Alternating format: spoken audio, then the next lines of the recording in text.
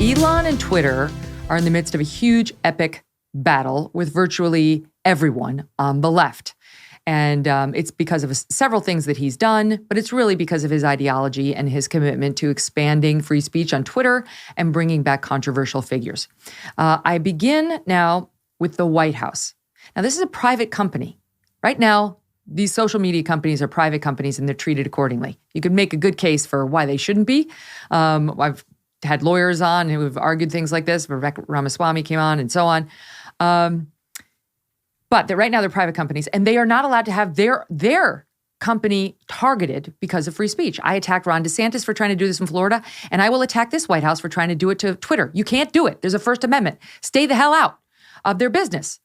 Well, listen to what happened at the White House when these leftist reporters, the question by the reporter is as outrageous as the answer. This is a Reuters reporter, Andrea Shalal, wanting to know what the White House is going to do about the fact that Elon is letting previously suspended accounts back onto Twitter. What the hell? Listen.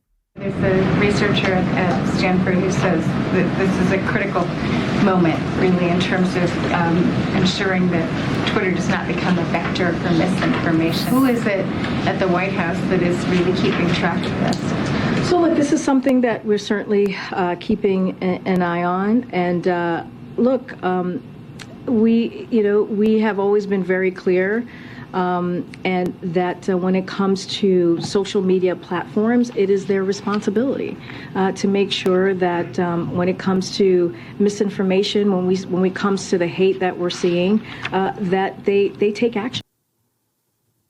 Of course, Karine Jean-Pierre reading again because she's incapable of answering anything off the top of her head. Anything. But how about that reporter, that Reuters reporter? Who is it at the White House that is really keeping track of this? No one. They're a private company, and this isn't China, you dumbass. That's what KJP should have said to her. But Megyn, did you hear there's a Stanford professor that's very concerned? The Stanford professor. They have our best interests at heart there. No question about it. It is wild. The university crew definitely has the finger on the pulse. Go ahead, Duncan. It is very wild to see now so many figures in the media arguing against free speech itself. Jarring. Like I know it's been happening for a while, but like we shouldn't get used to this because it is so incredibly abnormal to see like a reporter asking the government to do more to stifle free speech. And by the way, all of these people a few years ago were saying, oh, if you don't like it, build your own Twitter. This is America. We believe in the free enterprise system. These are private companies. And then suddenly Elon Musk buys it and they're like, oh my God, daddy government, save us all. Or we're going to have to go to Mastodon. We're going to have to go to Mastodon. We can't go to Mastodon. And they say conservatives are the fascists. Yeah, right. Well, that's exactly right. I think what Elon did in purchasing Twitter might have been the most patriotic thing that I have seen in generations from a billionaire or anybody else, because it unmasked a fundamental reality that we've been dealing with in this country that nobody really wants to talk about, which is that you have establishment government entities, Hollywood entities. You've got the entire news media. You've got basically every corporate America, every pillar in this country is now entirely dedicated to not offending the far left, and in doing so, ensuring that the conservative movement doesn't have a voice, and either intimidating people into not speaking at all or banning them from platforms altogether. And you don't really come to that conclusion. I mean, it sounds like a crazy conspiracy, but you don't actually come to that conclusion until Elon buys Twitter and you see their reaction. I mean, for weeks, he took literally zero changes. And you saw companies, CBS News, say that they were suspending their activity on Twitter. For what? What was it about the initial couple of weeks of Elon Musk's ownership that so offended them and made them feel insecure? Well, it was the basic prospect that there was a freedom of speech there that wasn't entirely controlled by the mainstream corporate media. That's their problem. Well, yeah, it's all theater. Just like all those companies who said, oh, we're going to pause all of our advertising on Twitter because of a brand safety issue. It's about brand safety. And it's like, there are like porn stars like selling themselves on Twitter every day. And none of these major Fortune 50 brands gave a shit about any of that. But Elon Musk buys it. Now suddenly it's beneath us to advertise here. It's unsafe. It's just Right. absolute theater. It's all fucking fake. Exactly right. So now the media is in a tizzy. They're upset about the fact that Elon is in control and he's expanding access to the platform the way it was originally envisioned. By the way, if I can just take you back, because you may recall that there was a certain candidate for president who had a lot of tweets about yours truly, some several hundred tweets. Somebody once counted them up and did an article. I must have missed that, Megan. When did that? And then it definitely unleashed a shitstorm in that reporter's life. Okay, I met a senior executive at Twitter right around this time that was happening in my own life, and the online campaign against it was crazy what was happening. And they were like, we're really sorry about everything that happened on Twitter. I'm like, you are? Okay, fine, but a little late, but okay, fine. I don't expect you to do anything about it. They're like, well, we're really considering doing something about it. Okay, so fine. I didn't expect Twitter to solve my problem. That was a problem I had directly with the person who was generating the tweets and the people who were following his orders, right? Or following sort of the hateful rhetoric that followed. But my point is that as recently as 2015, 2016, there was no anti-harassment policy in place at Twitter. It was the Wild West. It was a free-for-all. I'd been on there for 8 years at the time that happened in my life, and people did all right. I'm not saying it was great. I'm just saying Twitter's a mean place. It's been a mean place for a long time. And people in a world like ours where we prize the First Amendment and free speech find ways to work around the negativity that can come from a site like that. That's not to say there shouldn't be any boundaries, but Elon's not saying there shouldn't be any boundaries. He's just expanding it, not even to where it was in 2015, but just a little closer to where it was in 2015. Yeah, look, I think that's really well said. But to be honest, it wasn't as though they were taking action against anyone who was creating a problem for a conservative, right? The problem was, and now it's been unmasked, and Elon has confirmed as much on Twitter himself, that all of the restrictions that were in place were basically to silence conservatives. So the problem wasn't that people were being harassed. I mean, hell, I'm harassed all day, every day, right? But I kind of expect it, and I feel like that's part of the. That's why Smug's not here, isn't it? Tell us the truth. Yeah. That's why he's not here. Yeah.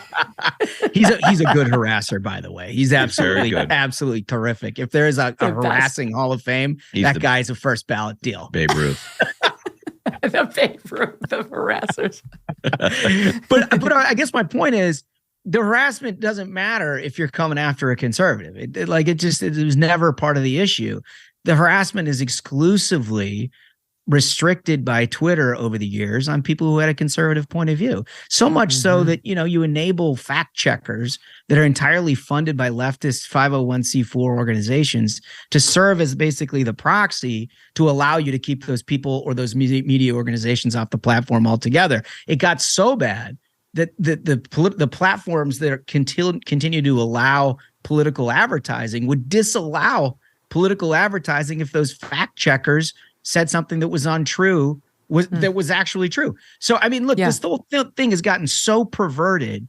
And I think what Elon is doing is helping lift the veil and show us all what's been happening over the years. Well, and that's why the left is screaming so loud, because their the jig is up. Yeah. The con that they've been running that you just described, that is it is an 8-9 figure a year con that they're funding with resources from foreign individuals, I might add, that has just ruined our system of conversation over the past few years.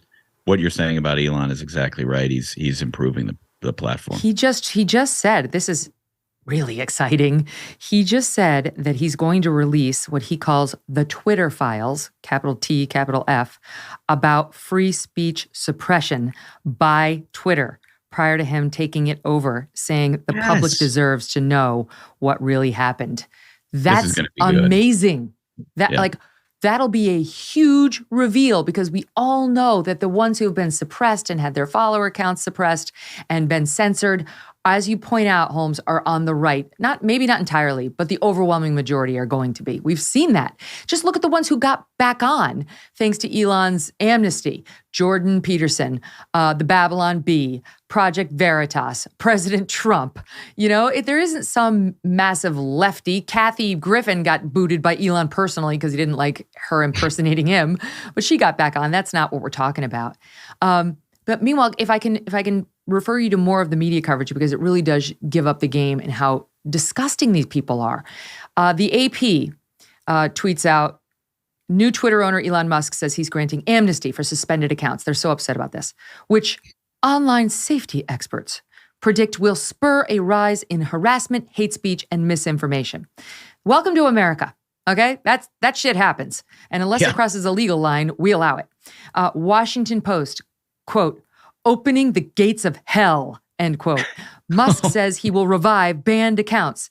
Guess who wrote that one? I'm going to give you one guess. Your favorite columnist at the Washington Post. Rubin. Taylor Lorenz. How could you miss that?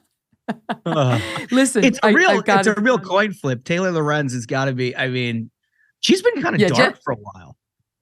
Like they're kind of nuts in different ways, aren't they? Jennifer Rubin and Taylor Lorenz. Here's what Taylor Lorenz says. My favorite thing on Taylor Lorenz, real quick, Megan, is now if you've seen on her Twitter account, she has gotten rid of her name. Like it still has her same @ Taylor Lorenz, but her name now says in all caps, subscribe to my Substack. Like she's sitting on the bow of the Titanic and she's like, she's wearing the life vest and she's going to have to leave Twitter forever and everybody better migrate to her Substack. It's insanity. I wonder how many subscribers she's getting. She'll be back. They'll all be back to Twitter momentarily. Okay. So she's talking about, that he's going to reinstate these previously banned accounts to the alarm of activists and online trust and safety experts. Glenn Greenwald had a great post about who the hell are those people? That is a made-up term. Like you three and I, we are now online safety experts because I have pronounced it so. Online safety experts are concerned and alarmed. And then she says, Apple and Google, she's quoting somebody here, Apple and Google need to seriously start exploring booting Twitter off of the App Store. Recall, viewers and listeners, that's what happened to Parler after Jan 6th, and it decimated this growing conservative alternative to Twitter by design. Yeah. The person she quotes, Taylor Lorenz quotes for this position, is Alejandra Caraballo, clinical instructor at Harvard Law's Cyber Law Clinic. What Musk is doing is existentially dangerous for various marginalized communities. They're going to die, basically, is what she's saying. It's like opening the gates of hell in terms of the havoc it will cause. I can't even begin to state how dangerous this will be. It is literally life or death. All right, I got to tell you about Kamikoto knives. These knives are made with high-quality Japanese steel using traditional techniques. Each knife is individually inspected and comes with a lifetime guarantee. They come in a beautiful, heavy-duty ash wood box, and it makes sure that the knife is stored safely. It also makes Kamikoto a great gift because of the wooden box the knives are presented in. The whole thing is lovely. And who doesn't want great knives, right? How many times you're like, this doesn't work, I don't like this one, but like even at my level of cooking, this is important to have. Because of their single bevel edge, Kamikoto knives can achieve an unbelievably sharp edge that you just cannot get with other knives. They can cut through your ribeye like butter. You can maintain the edge of your blades with one of Kamikoto's sharpening whetstones. Kamikoto knives are used by several chefs working at Michelin star restaurants. Kamikoto is running a massive Black Friday sale still right now. It's still going. And they're offering my viewers an extra $50 off any purchase with discount code MEGYN. Go to kamikoto.com/Megyn. That's KAMIKOTO. KAMIKOTO.com/Megyn now. Hey, thanks so much for watching. If you like what you just saw, hit the subscribe button for more clips and full episodes.